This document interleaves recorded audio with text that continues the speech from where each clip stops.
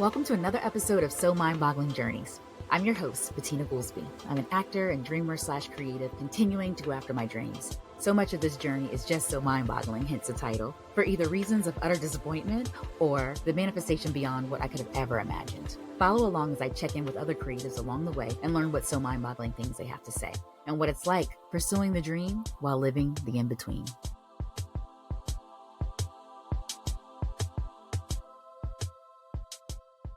Lauren Foster Lee, thank you for coming onto the podcast, So Mind-Boggling Journeys. Thank you for having me. I'm so scared. No, don't be. This would be just like our conversation the other day. And when I was like, wait, oh my God, you have to come on the podcast. This is exactly what I want to talk about on the podcast. Okay. Remember Let's that? do it. Do it. All right. So we'll get right into it. So I have here with me today, Lauren Foster Lee, and Lauren and I just finished a lab technique class at the Atlantic Acting School, which is affiliated with the Atlantic Theater Company in New York City. And we were scene partners. And we had a good time and we learned a lot. I feel like things always kind of come to me when they're supposed to. And it was so interesting because earlier today I was on my phone on the gram scrolling. And I saw this one post from this woman named Myleek who used to do the curl box. She's now closing it after, I think it's 11 years. She's closing down that business. It was like a subscription service where she would send out these boxes to people that had bought into like membership, and they'd be able to test out all different types of hair products. You've definitely heard of them and seen the branding and like the photo shoots. She's closing. Yeah, she's yes.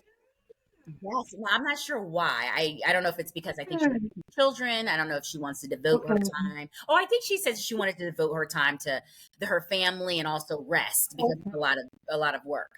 But her post today was about, or at least, you know how there's like 10 slides, and slide number 3 is what got me, right? Where it basically was talking about how people aren't comfortable starting over and being a beginner, and that's what holds people back a lot of times. And I was like, ain't that the truth, And it made me think about our journey, right? And how we both are in this technique lab class 1, right? And we both have had experience with other techniques and other classes and other schools, but at the Atlantic Acting School, we are beginners. We're starting over. Yeah, right. Yes. And even with you coming from an established acting community in Durham, North Carolina, shout out to Durham. Okay. You are now my third guest from Durham. Shout out to Kadeem and Kimberly, who are on season 5, episode 3, who are also from Durham, North Carolina. I was like, ooh, what's with the Durham connects, But the fact that you were established in Durham in that acting community, and then to move to New York where you had no connections and you're starting from scratch, you're starting as a beginner again. So what made you decide to do that? That's a big step. Well, let's see. I think it was a few things happening. Like I don't know. So like when I started the year and I was like journaling and stuff like that, I knew that I knew that it was time to like try something different. And it was like, I don't know if it is that I'm gonna delve into doing my artistry full time. I don't know if I'm gonna switch to consulting, but I knew that like it was time for something different. And New York is a city that I've always been like, I like what's happening there, but I don't want to live there. And then I ended up like I like journaled and I had like 6 different plans. And so like one plan was like if I were to stay working that same job and stay doing the same thing that I'm doing in my community, and would I feel fulfilled there and all this kind of stuff. And then I had the one that was super extreme, which was where I would like just quit everything and try to live off my savings and try to make things work. And then I had one where it was like, let's apply for some jobs in your field, but in the art in the arts industry, but in your background of HR, and let's see what city opens up And so these are like my on a whim applications. And so I ended up applying for my current job, and it came through, and I was like, oh wow, this job came through. And like I had my position at my other job was like ending, and I'd been there for a while, and so like I knew that my position was going to be over, and it just kind of like happened. And so yeah, it was just one of those things where it was like I could stay here and I can do this, or I could take this risk. And I do think that like getting the job helped me also be like, all right, we can try this out. And yeah, and I think one of the best things is like my mom always, she was telling me, she was like, Lauren, you can go, but you can always come back. You can always come back and say, hey, this that wasn't for me. I did it, I tried it, and I just didn't want to like look back and be like, I had this wonderful, like, clear path that opened up. And I should have taken it, even just to see, even just to learn some things about myself. So, yeah, I'm here learning. That makes sense. It's better to just do whatever it is that you think you want to do, right? Because Yeah, I think there's something in the not doing that makes you idealize that path not taken, yeah, for you know? sure. And so, like, if I hadn't pursued acting, I would have been like, oh my God, I could have been Kerry Washington's sister, on Scandal. Yeah. Where it's like, first of all, she didn't have a sister on Scandal. Do you know what I mean? So, like, now that I've been in the business, I'm like, oh, it's like, it's a whole thing to really navigate. So it's really not that quote unquote easy, or I don't want to say easy, that's not the word I'm looking for, but you just kind of, you need to be in the space to Yeah. understand the space, to be like, oh, there's like a whole lot of other stuff going on. Whereas if I hadn't taken that step, I think I would have always just wondered what if. But there's something about just doing it. You're right. Because then you get there and you're like, oh, this is kind of like not what I thought it was going to be, or this is different from what I expected. Oh, okay. Been there, done that, tried it. Okay, good. Now let me try something else. And it's like, at least you don't have that longing. So kudos to you. Yeah. So everyone always says to me, like, ooh, I couldn't do New York. Like, I could visit, but I couldn't do New York, right? And that's just what you said. So usually when people say that, they hold to that. And that means like they would never move to New York. So how did you get past that initial thinking of, yeah, no, I could not do New York, but then you're doing New York? Yeah. So, this is roundabout, but see if you can let go. But like, uh, so it was just, there were like a few things going on, right? So it's like I love my people. I love where I'm at. Like I love that I at least have my cousin here. She can help me out and she can keep me grounded, right?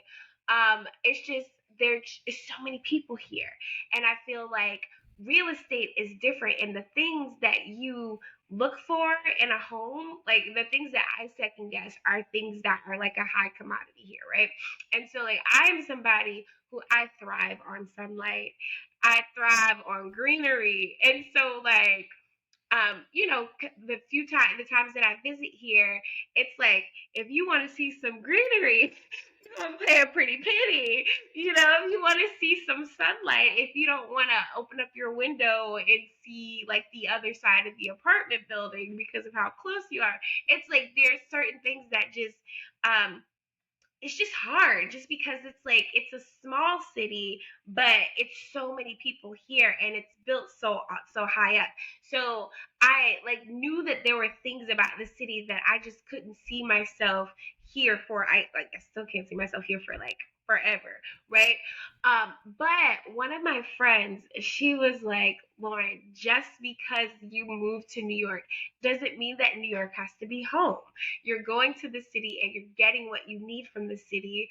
And then, whether it be 2 years, 3 years, 10 years, who knows, you get what you need and then you move on to the next. And she recommended me this book by E.B. White, where it's like this essay on New York, and I'm butchering the title. I have to find the title and send it to you. But yeah, so like he just writes about like the beauty in New York. And so like I've been on that, like it's only been 8 weeks, I counted.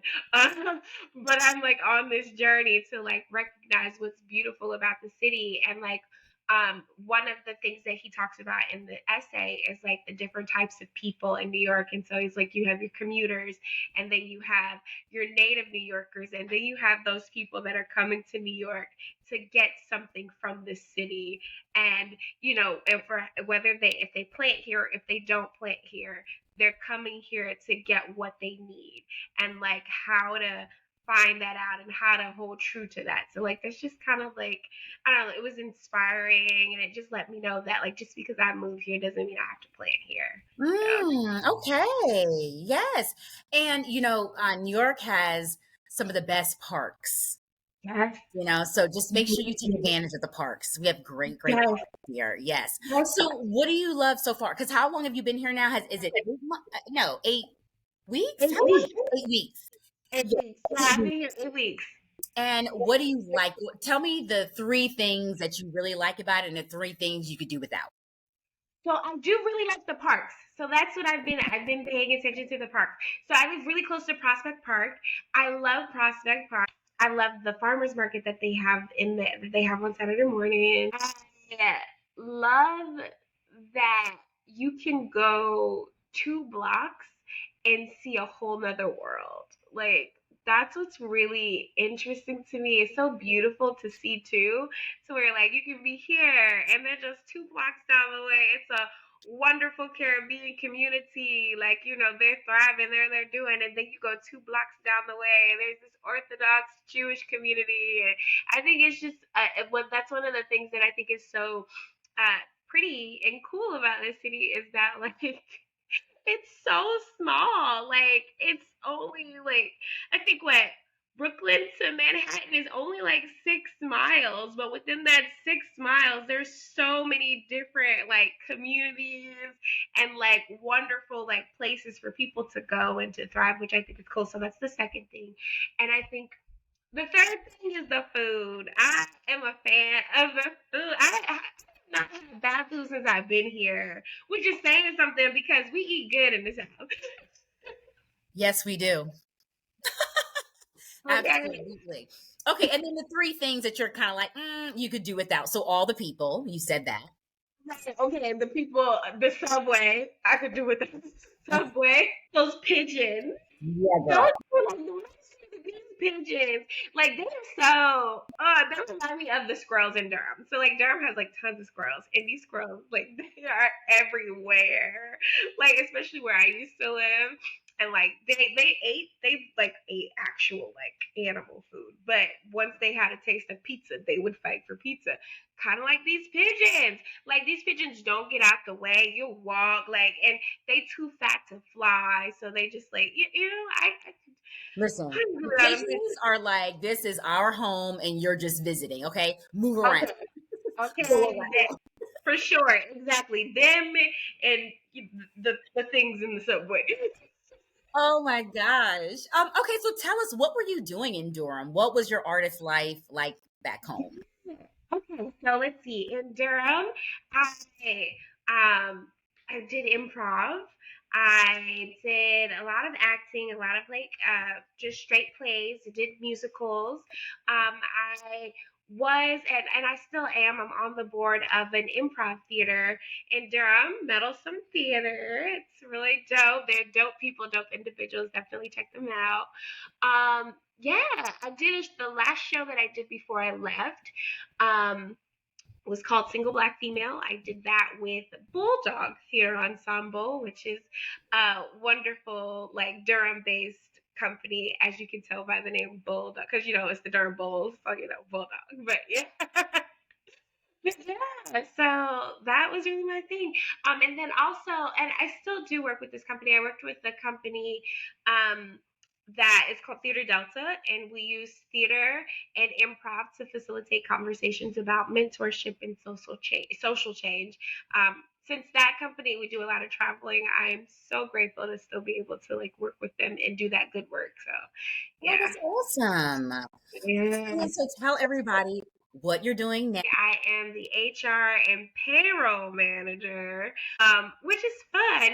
Like my background is in human resources, so my background tends to be a lot in like the training side and the benefits side. So it's nice to continue to be doing like some of the same things, and then add in the payroll side, which is very new to me. But I always am like, everybody is using this system. I want to know the system, so it's been good. So that, and then also being able to be a part of their EDI committee there, which is really cool. So Yes. yeah, Okay, that's awesome. So one of the things that we were talking about is the fact that it's like a lot of times when you are, pursuing the creative life, it's like you have to do things that like you have to work jobs to like pay your bills.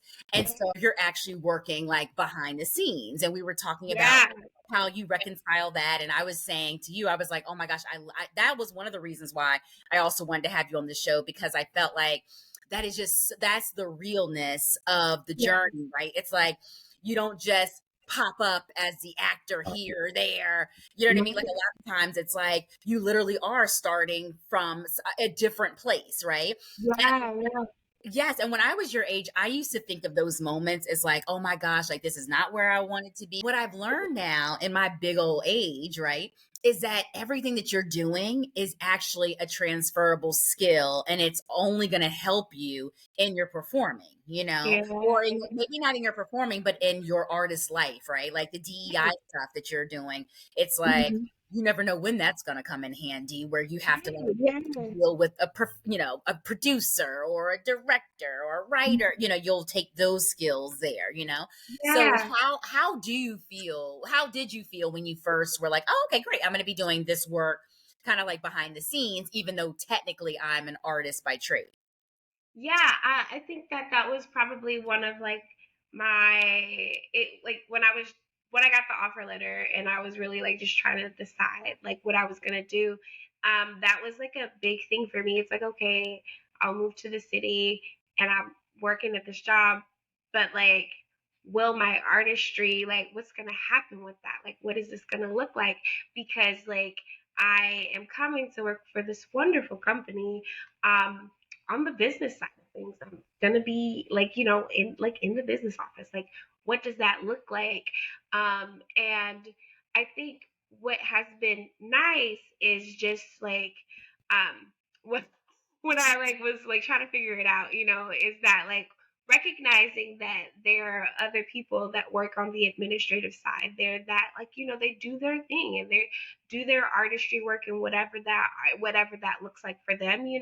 So that was really nice to see. But I think for me, like the way that I just kind of reconcile it is that like I got bills to pay. And if I was in North Carolina, I would still be finding a way to continue bills. Like even like when I talked about earlier how I had like these six different like this crazy like map that I had of like like how we could do this. But even if I was back home, I would still be working a job to help pay my bills because it was like the things that were coming in, like from shows and from like whatever gigs I was getting, it wasn't enough to pay my bills. So I had a full time job on top of it. Like these were things that was always going to happen.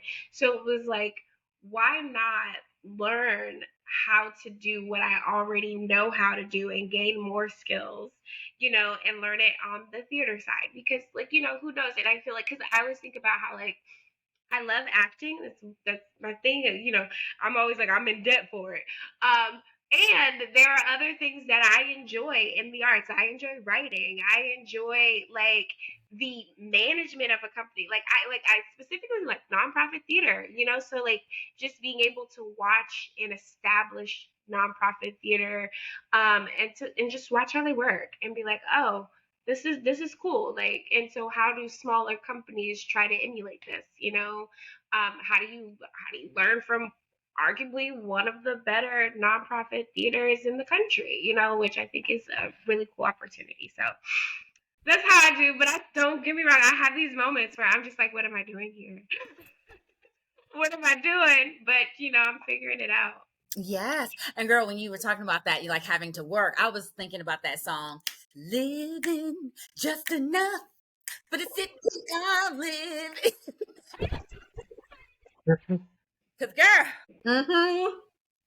Working. See, and I was thinking Rihanna. Where?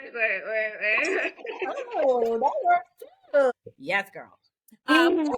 So what brought you to the Atlantic Acting School? Out of all the schools in the city, how did you end up on that one, especially for your first school since you have moved here? Well, what was crazy is I applied before moving here. Yeah. So, like, so my whole life, Eddie, like, when I say it was an upheaval, it was an upheaval. I did not have plans. And then this just happened, okay?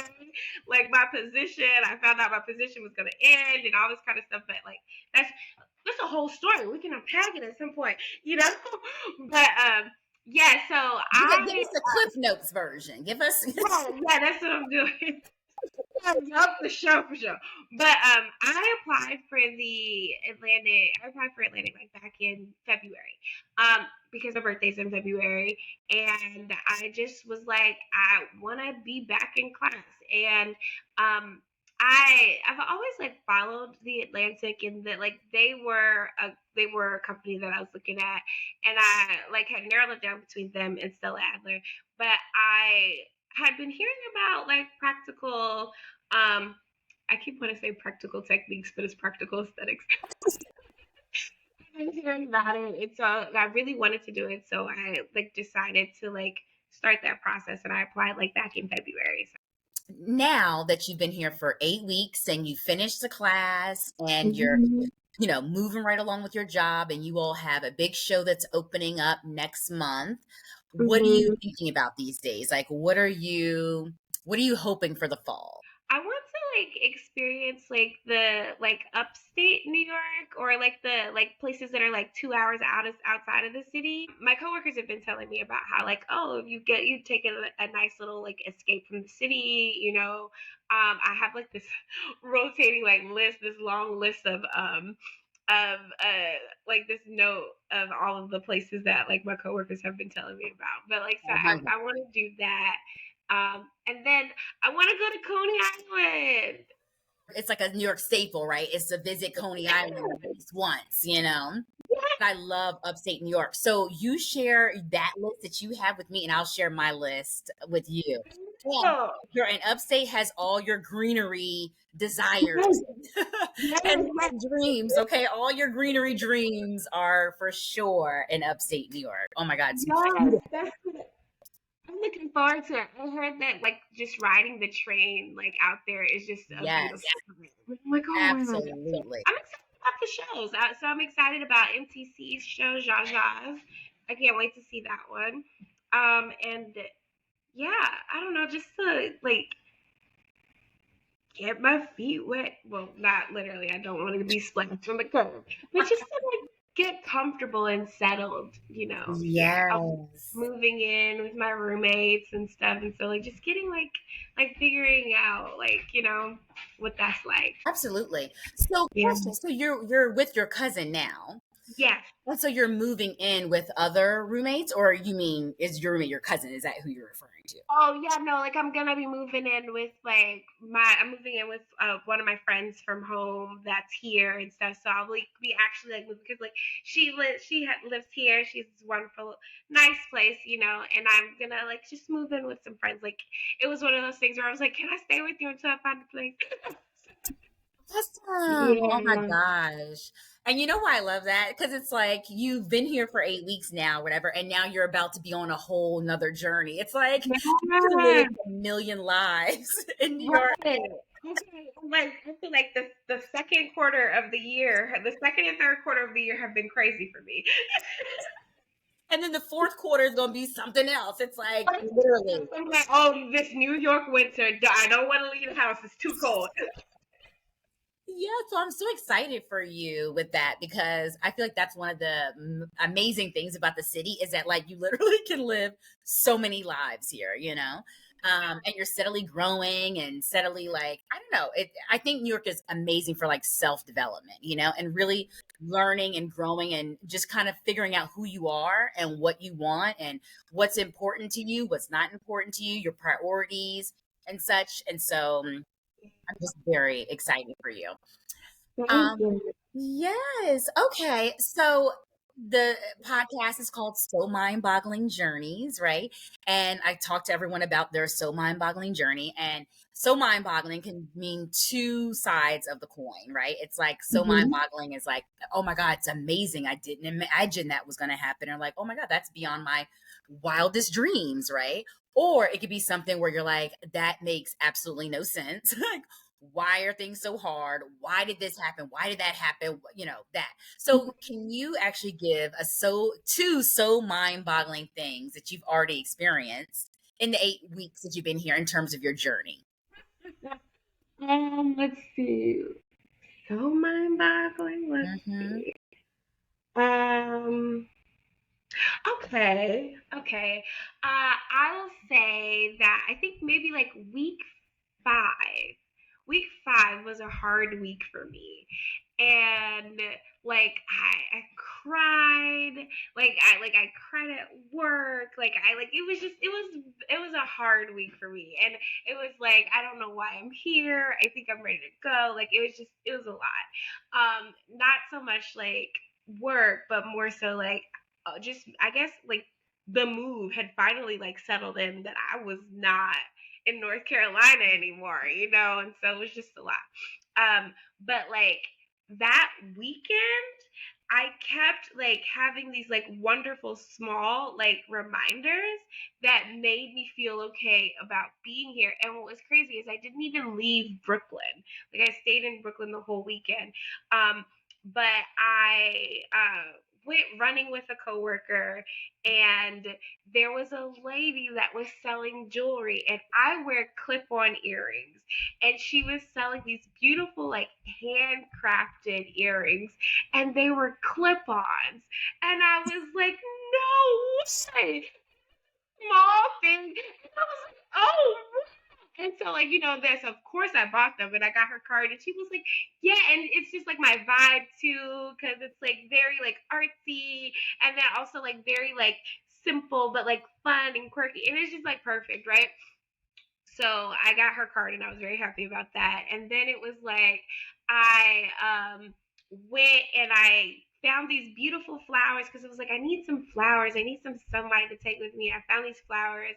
They were like, and the person that was selling them to me was just so kind. And oh, they complimented my smile. It was just like I was having such a bad day. So these small things like just really kind of like helped me out. And then like I think the last thing was no, it was like two. So like I went and I was hanging out with a friend who introduced me to their friends, and like they were just so sweet to me, and they sharing like how I was feeling, and they were like, oh girl, you ain't seen nothing. I just wait till you cry on the subway. When you cry on the subway, then you're a real New Yorker. And I was like, what? Like that, like it was just like that affirming of like we've all had that moment of being like, why are we here? Doesn't matter like what industry we're in, we've all had that. Like what am I doing here? I left wherever I came from and came to this place. Like why? You know? And then the last moment was like I think it was like that Sunday evening. My Uber driver was the kindest person and like just poured into my little soul, and I just needed it. So I feel like that was like just such a like mind-boggling weekend in a sense of like there were things that I needed because that week was just so hard to where like I literally like wanted to call. I think I called my mom and I was like, "Mommy, I think I'm coming home," and she was like, "Well, let's talk about this." know? And so like to just like to have that weekend like as a wonderful like reset, and then just me starting to like that's when I also started that journey of being like what's beautiful in New York that I love. And so yeah. Oh, I love that. Oh my gosh. And we call those little moments of synchronicity. I Yes. don't know if you've heard of the artist way, Yes. from Lee Cameron, but yeah, all those little moments that kind of remind you that like, oh no, you're on the right track. Like you're right where you're supposed to be, even if things aren't, Yeah. shiny and sparkly all the time, you know? Right. Yes. Thank you. Thank you so much for coming on to So Mind Boggling Journeys. I am Thank you for so having excited. me. Yes, I'm so excited that we got you 8 weeks in, and I cannot Yeah. wait to hear, what you think a year in, and to Yeah. your mind 8 months from now, or maybe 8 years from now. Who knows? I mean, I don't know, because I do. Like once I like settle down and enter into my parenting phase of life, I want some chickens, and I don't know if I can have chickens in the city. Listen, people have had tigers in the city, okay? They like people have No, they have all you can have whatever in the city. That's one of the magical things about the city. Whatever you want, you can have in the city. but have me some chickens. You can have some chickens, girl. Thank you for listening. This has been a So Mind Boggling production. Follow along at So Mind Boggling on Instagram and Facebook.